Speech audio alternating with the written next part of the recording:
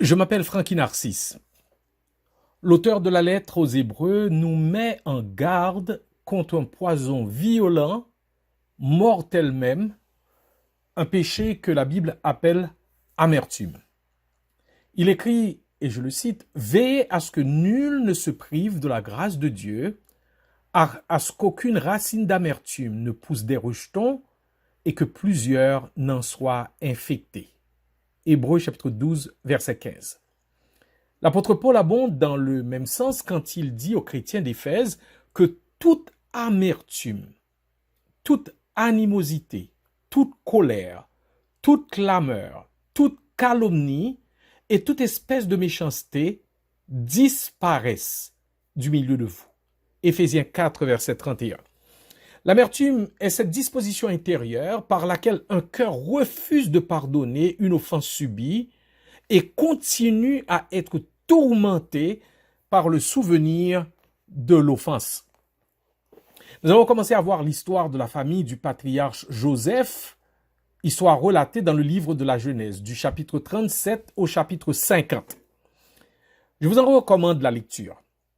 La dernière fois, nous avons laissé Joseph en prison suite à son involontaire servitude chez Potiphar et la non moins injuste et fausse accusation de tentative de viol de la femme de ce haut dignitaire. Imaginez Joseph en prison, pensant à son père, à ses frères, à sa mère décédée et particulièrement à son jeune frère Benjamin. Imaginez-le revivant en ralenti les événements qui l'ont conduit en Égypte, revivant dans son esprit la traumatisante expérience d'avoir été jeté dans une citerne par ses propres frères, d'avoir été vendu pour 20 cycles d'argent par ses propres frères, d'être devenu esclave, un esclave vendu au plus offrant, d'avoir été injustement accusé de viol et de se retrouver en prison alors que ses frères et sa sœur sont à la maison paternelle, continuant à vivre leur vie comme si de rien n'était. Il était certainement dans cette période de sa vie à la croisée des chemins, entre garder rancune, haïr, désirer la vengeance et pardonner. Par un concours de circonstances providentielles, Dieu a placé Joseph à son insu là où sa sortie allait le conduire directement au palais du Pharaon. Non point comme un simple serviteur, mais comme premier ministre de l'Égypte. Écoutez bien ceci. Dieu ne commet jamais d'erreur. Écoutez bien ceci aussi. Dieu ne fait jamais de gaspillage. Écoutez bien ceci. Dieu ne gaspille jamais une souffrance. Tout au travers des difficiles expériences vécues par Joseph, le maître des temps et des circonstances, le Dieu qui avait sa vie en main, s'est arrangé pour que chaque affliction, chaque épreuve le rapproche de plus en plus vers sa destinée, vers la mission spéciale, particulière qu'il avait conçue pour lui. Quel Dieu merveilleux! Quel Dieu souverainement sage! Quel Seigneur puissant, contrôlant les temps et les circonstances de la vie des siens. Pour voir les détails de son indescriptible providence, je vous recommande la lecture de Genèse, chapitre 40 à 42. Voici maintenant Joseph, premier ministre de l'Égypte, administrant les affaires du plus puissant empire au travers de 7 années d'abondance, suivies d'années de famine, au cours desquelles tous les peuples environnants se tournent vers l'Égypte pour s'approvisionner en blé. Et qu'est-ce qui arrive? Surprise, surprise. Un beau jour, Joseph se retrouve devant ses frères venus en Égypte acheter du blé. Il me semble entendre des gens amers dire « Bon, voici le moment tant attendu. Il me semble voir les gens amers se frotter les mains, aiguiser leurs couteaux, creuser le trou, préparer le gibet. Il me semble les entendre dire « Vengeance time ». Quand on se trouve devant son offenseur et que de plus, il se trouve en position de faiblesse, c'est là que vous allez voir tout ce que la gestion des offenses subies a fait de vous. La gestion des offenses subies peut faire de vous un meurtrier ou peut faire de vous un canal de bénédiction. Dans les chapitres 42 à 44 du livre de Genèse, on peut sentir tout le combat qui se livre à l'intérieur de Joseph. Sans savoir qui il était et sans savoir qu'il comprenait leur langage, Joseph, face à ses frères, les a entendus dire « Oui, nous avons été coupables envers notre frère, car nous avons vu l'angoisse de son âme quand il nous demandait grâce, et nous ne l'avons pas écouté. Et voici son sang est redemandé. » Eh bien, les frères de Joseph ne savaient pas que Joseph comprenait absolument tout de ce qu'il disait. Parce que Joseph se servait d'un interprète, ils pensaient que Joseph n'avait pas compris ce qu'il disait. De leur propre bouche, en présence de celui qu'ils avaient si gravement offensé, ils ont admis leur culpabilité. Une culpabilité lancinante qui ne les a pas quittés au travers de toutes ces années où ils ont vécu avec le pesant secret de ce crime contre leur propre frère. Oui, ce secret dans leur cœur. Et ils étaient complices de ce secret de famille. Mon frère, ma sœur, Dieu peut t'amener un jour à savoir ce qui se passe dans le cœur de celui ou de celle qui t'a offensé. Cependant, n'en fais pas la condition de ton pardon, la condition du pardon que tu dois accorder. La confession de l'offense peut être la condition de la réconciliation, mais non la condition du pardon. Pour avoir passé presque toute leur vie à attendre cet aveu de l'offense, des millions et des millions de gens sont morts amers, sans jamais entendre ce que Joseph a entendu. La Bible dit que lorsque Joseph a entendu l'aveu de l'offense de ses frères, en Genèse 42, verset 24, il s'éloigna d'eux pour pleurer.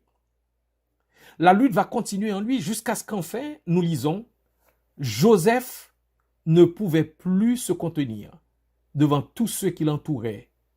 Il s'écria, « Faites sortir tout le monde !» Et il ne resta personne avec Joseph quand il se fit connaître à ses frères. Il éleva la voix en pleurant.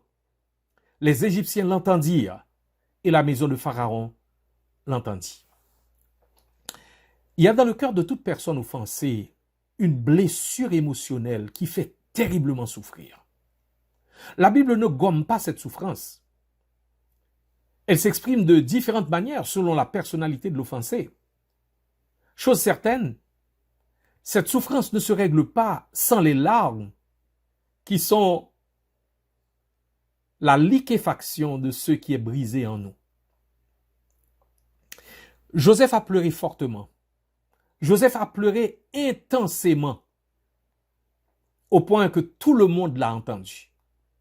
Mon frère, ma sœur, je prie qu'arrive ce moment où tu pourras aller au fond de cette ou de ces offenses qui t'ont tant fait souffrir, non point pour enfin te venger, mais pour laisser aller cette souffrance intérieure, cette douleur indescriptible qui t'a enlevé toute joie et toute paix intérieure.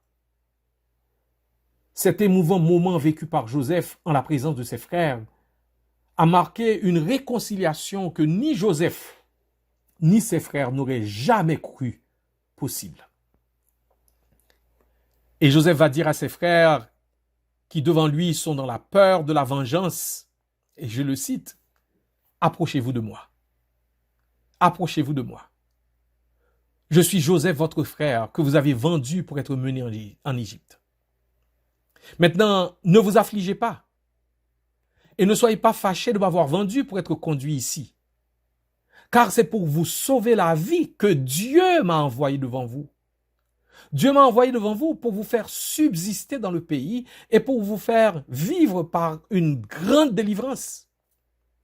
Ce n'est donc pas vous qui m'avez envoyé ici, mais c'est Dieu. Il m'a établi père de Pharaon, maître de toute sa maison et gouverneur de tout le pays d'Égypte. Alléluia. Oh, mes frères et sœurs, Dieu œuvre. Il œuvre dans le cœur de la personne humiliée et contrit qui se soumet sous sa main et qui le laisse voir les choses, les offenses subies au travers de ses lunettes à lui. Retenons ceci de cet épisode de la vie de Joseph. Premièrement, il est tout à fait humain face à une offense d'avoir mal et de souffrir intérieurement. Des années après les faits, la douleur peut être encore intense. Si vous accompagnez une personne qui souffre comme Joseph, ne lui dites pas, c'est rien. Ah, tu es un chrétien, tu es une chrétienne, tu ne devrais même pas ressentir de telles choses. Non. Le mal est réel. Laissez-le ou laissez-la pleurer. Et au lieu de le sermonner, de le culpabiliser, écoutez-le. Souffrez avec lui ou souffrez avec elle. À toi qui es là où Joseph était, je lis les paroles de ce si beau cantique. Viens, âme qui pleure, viens à ton sauveur. Dans tes tristes heures, dis-lui ta douleur. Dis tout bas ta plainte au Seigneur Jésus. Parle-lui sans crainte et ne pleure plus. Dis tout à ce frère, à ce tendre ami, ton épreuve amère, ton deuil, ton souci. Il aime, il console les cœurs abattus. Crois à sa parole et ne pleure plus. Dis à d'autres âmes, ployant sous le fait, que tu les réclames pour le Dieu de paix. Calme leurs alarmes, montre-leur Jésus.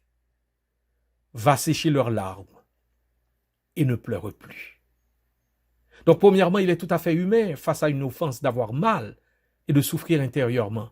Eh bien, nous devons nous diriger vers Jésus. Deuxième chose à retenir, c'est toi qui décideras ultimement du résultat du combat intérieur entre le désir de te venger et le pardon. C'est toi qui décideras ultimement du résultat du combat intérieur entre le désir de te venger et le pardon que tu vas accorder. Personne ne le fera pour toi. Il peut arriver que Dieu vienne mettre à tes pieds tes offenseurs. Ce que tu vas faire ne dépend pas d'eux, mais dépend de toi, de ce que Dieu aura fait en toi à l'université de la souffrance, de ce que tu auras compris des raisons pour lesquelles Dieu laisse ses enfants passer par la méchanceté, même quelquefois dans sa propre famille. Il y a une œuvre de la grâce qui s'est accomplie en Joseph, avant que Dieu amène ses frères devant lui. L'affliction d'avoir été vendu par ses frères a été un examen, mais se retrouver devant ses frères, lorsqu'il avait le pouvoir de les faire exécuter, était encore une plus grande épreuve, un plus grand examen. Choisis de pardonner, plutôt que de mourir dans la cellule de ton amertume. Troisièmement, enfin, regarde à Dieu et non à tes offenseurs. C'était bien les frères de Joseph qui l'avaient vendu.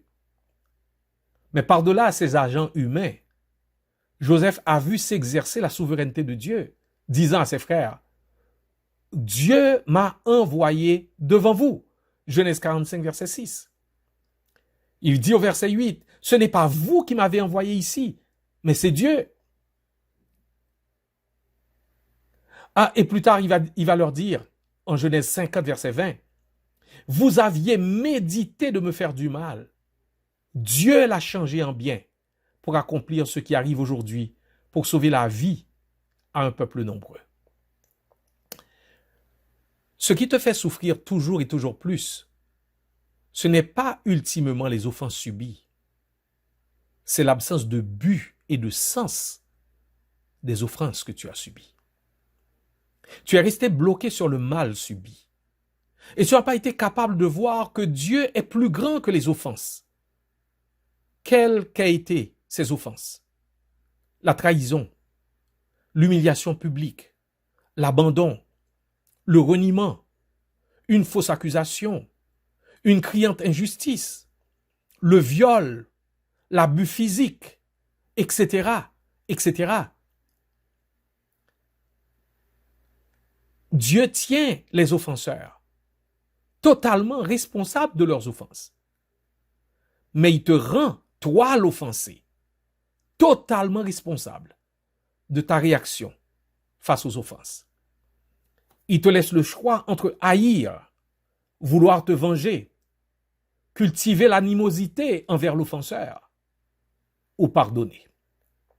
Nous parlerons de ce mot pardon la prochaine fois. Billy Graham a dit, et je le cite, « Le pardon est l'un des plus beaux mots du vocabulaire humain. Combien de douleurs et de conséquences malheureuses pourraient être évitées si nous apprenions tous le sens de ce mot. » Fin de citation. Que Dieu bénisse sa parole dans ton cœur par une profonde transformation de ton intelligence, par une efficace guérison de ton âme et par un puissant affermissement de ta volonté pour pardonner comme tu as été pardonné en Jésus-Christ. Tu ne peux rien par toi-même. Crie à Jésus-Christ qui te vienne en aide maintenant. Oui, maintenant. Parce que tu as assez souffert de cette ou de ces offenses qui t'ont si longtemps privé d'une vraie vie de joie et de paix. Qu'il en soit ainsi pour toi. Bonne journée.